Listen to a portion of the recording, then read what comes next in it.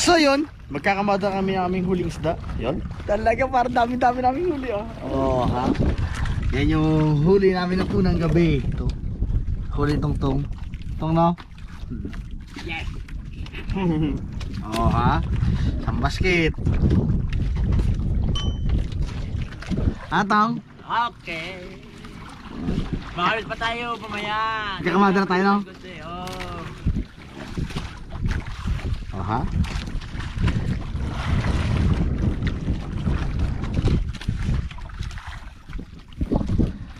Lilipat kami doon sa may medyo patay tayo malapit sa San Jose. Pero diyan kami malapit lang sa may bahura na lang diyan oh. Yan, patay namin malapit doon. Ikakamada lang namin yung isda namin mga nahuli. Sarap sana kung puro ganito kalaki ang huli guys oh. Abo, pag ganyan kalaki sigurado. Oh.